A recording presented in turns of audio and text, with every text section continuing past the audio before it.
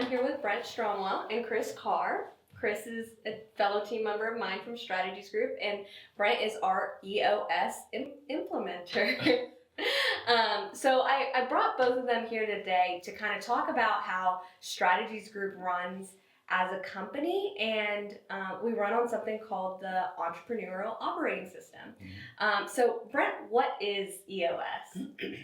EOS, really simply, is just a set of tools, practical and proven, that help entrepreneurial organizations get really strong in three things. Vision, which is about getting everyone 100% on the same page with where they're going and how they're going to get there. Traction, which is all about executing with discipline and accountability. And then healthy.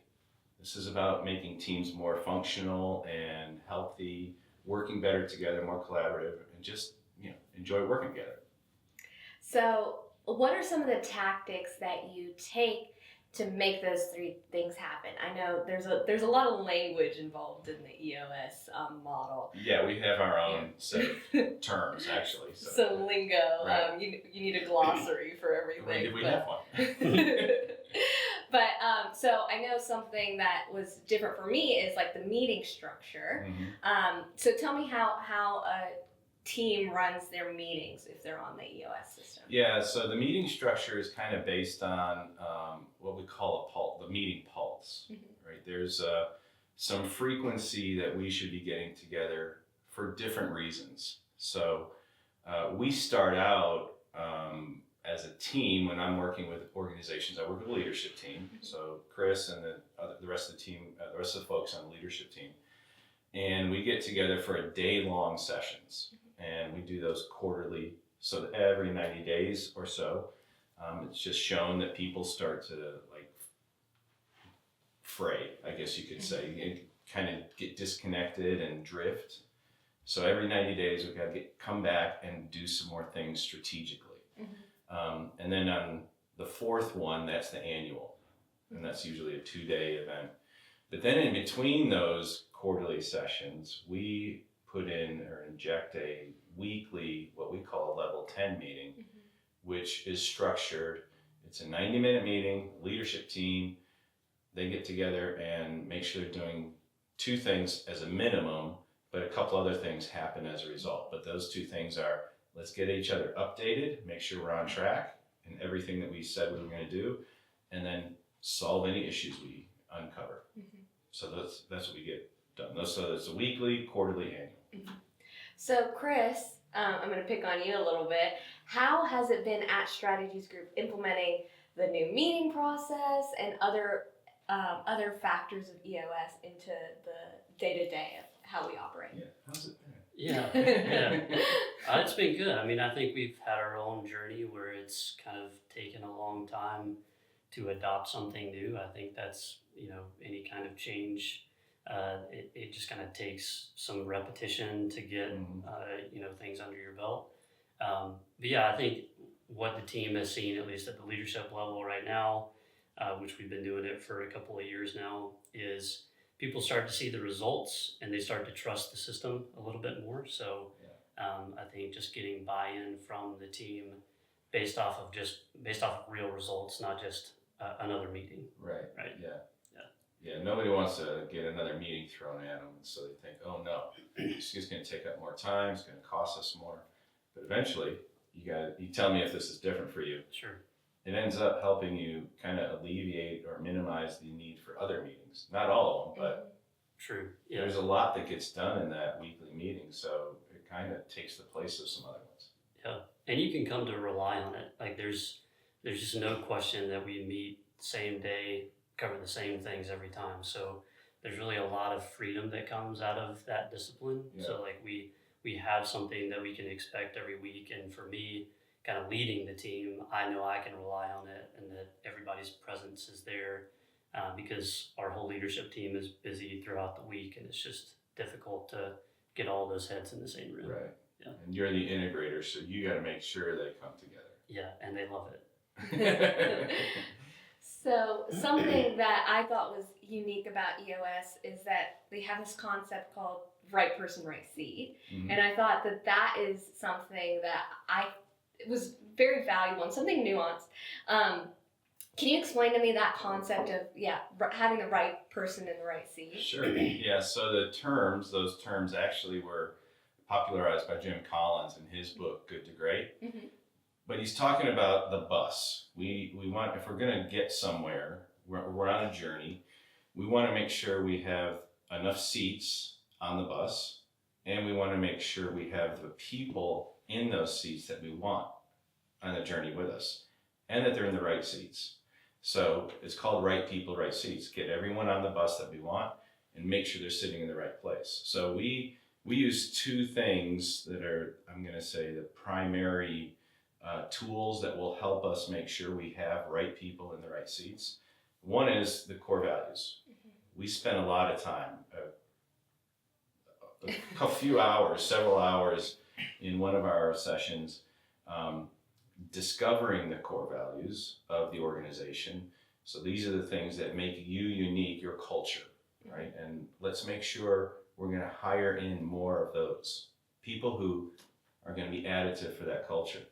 And when we have those folks, let's make sure we're putting them in the right seat, which is their job, right? What role or function are they performing for the business? So we come up with what that function is and describe it with like 5 or 6 bullet point roles, we call them. These are the responsibilities that they have. So everybody knows what they're doing for the organization, and then we decide that they actually meet right people in right seat with something called a tool called the People Analyzer. Mm-hmm. This is how good do they match up with our core values, and are they in the right seat? We call it get it, want it, and have capacity to do it. And that just makes us real sure and confident or unsure if we got the right people in the right seats. Mm-hmm. Yeah. So, Chris, how has that tool helped us at Strategies Group kind of manage people and make sure that we're utilizing talent appropriately? Yeah, I think, it's like I said with the first thing, it's taken a lot of time, and I think that initially we kind of treated it as like, well, we have our accountability chart, which is right people, right seats, and okay, it's done. Well, that's not really what it's supposed to be. It's really not something you can kind of cross the finish line with. It's just kind of something that's revisited pretty frequently. Mm-hmm. So, I'm sure the team would say that accountability chart has changed a lot. And I think that is just our organization just getting like real clarity around what the seats are and what the responsibilities are, so that the people in the seats are very clear in a concise way, just know what they're held accountable to. Yeah, absolutely. Mm-hmm. So last administrative part of EOS that I wanted to cover was the rocks, the quarterly goals, the annual goals. Can you explain to me the concept of a rock and where that comes from and what that really means? Yeah, where it comes from is Stephen Covey. Mm-hmm. He wrote a book maybe before you were born. It's called The 7 Habits of Highly Effective People. And one of the habits is just making sure you have the right priorities. And he followed up with another book later that went deeper into that. But he uses the idea of rocks. And rocks is, if you think of that glass of water, or this glass of water, right? If we're going to put stuff in here and we want to maximize it, we start with the big things. So let's put the rocks in first, then we can put the little pebbles in and the sand, and that will all fit eventually. But we got to put the rocks in first. So all we're talking about with rocks is what are the things that are highest priority that we need to get done. Mm-hmm. And so we use that word or that term to say these are the things that we want to get done. We have to get done on the business in the next 90 days. So we have quarterly rocks. Mm-hmm. And we get together. When we get together for our quarterly meetings, it's how good did we do on our rocks last time? And then we got to figure out what our rocks are going to be this coming quarter. Mm-hmm. So that's what we do. Yeah. And that keeps everybody focused and aligned. We make sure that we all agree, and I go through this with the team. We got clarity and alignment on what everybody's supposed to be doing for the next 90 days, and we all agree and say, yep, that's it, let's do it. So how would you recommend holding people accountable to keeping up with those rocks and making sure that they're making rocks that are actually valuable to the business. Like what do you see people doing to make sure that that tool is effectively used? And either Chris or Brent, you can. Yeah, I was going to say, Yeah. I'm going to start out. Chris will Yeah. answer that. I've got a couple of things, but Yeah, I think it's a practice thing. I think when we initially started this practice of setting rocks, our rocks were vague, and were they the most important things. So it took time again just to kind of get the habit underneath you. But I think one, the L10 is the kind of the barometer every week of just kind of reporting on whether or not a rock is on track or off track. So that's where the team can really kind of get aligned on is it on track or not. Yeah. And really, it's not a slap on the wrist kind of thing if it's off track, but it's just to use the leverage of the entire team for that L10 to get it back on track. So at the end of the day, when we get to our next quarterly, we want all of our rocks to be completed, or at least 80% of them. 80%. Yeah. So that's the end goal, right? So we just want to use the entire organization's resources to just be laser focused on the most important things. There's actually one of my clients recently was saying, these need to be smarted. It's like using it as a verb. And I'm like, I'm going to start using that. Yeah. Because so many clients, so many of the teams that I work with do start out with vague rocks or rocks that I don't know if it's done or not. And so when we're checking in at the end of the quarter, is it done? Well, I think so. They don't really know. Yeah. So we've got to be disciplined at writing them really, really well. And that just takes practice, like Chris said. And then the last thing is, what comes in the way of getting them done?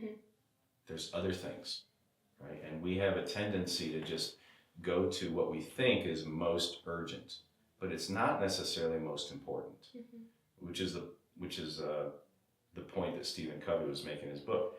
Go to what's most important, and let's make sure we're spending time on that. So the teams that do really well in helping each other in a level 10 meeting, if it's off track, let's help each other. Like, don't slap them on the wrist. This is most important for the business. Let's figure out how we can get it on track. Make sure that you can get it done by the quarter end. So it's all about just helping each other.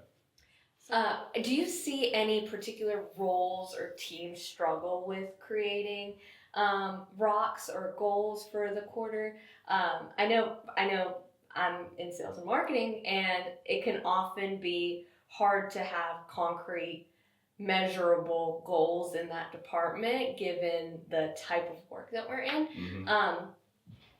Some would argue that it should be more measurable because you're dealing with dollar amounts. But do you see any types of personalities or types of roles that struggle with that goal formation? I think it's more about personality or maybe temperaments, or just the people that they're just not used to this kind of structure. Yeah. Right. I mentioned traction is about discipline and execution on it and accountability. So that's one of the big three things that we make sure that companies are going to gain from EOS. So that means most of them are missing it. And it just is. We kind of, as people, just kind of drift through life a little bit, and we're not necessarily really focused and disciplined. So setting smart rocks just takes time to be able to, like I'll say, can you measure that it's done? And how are you going to do that? So when we're talking about measuring how it's done, do I have a piece of paper? Is there something tangible that I can show? Yes, that we achieved it. This, we're following this measurable, and it shows that we actually achieved the number, or we got this amount of money, or we achieved this, we quantified. It's a very quantifiable thing that said, yes, we're done. So that's the kind of discipline that people are just not used to. So we help them get there. I mean, it's all about discipline. It is, yeah. Thanks for having me. Yeah, thank you guys for sitting with me. I really appreciate it. I love having new voices on the show, and it's exciting to talk about something that we at Strategies Group are so passionate about and are living in it day to day. It's nice to look at it from a higher level. Yeah. Yeah. Thank you guys.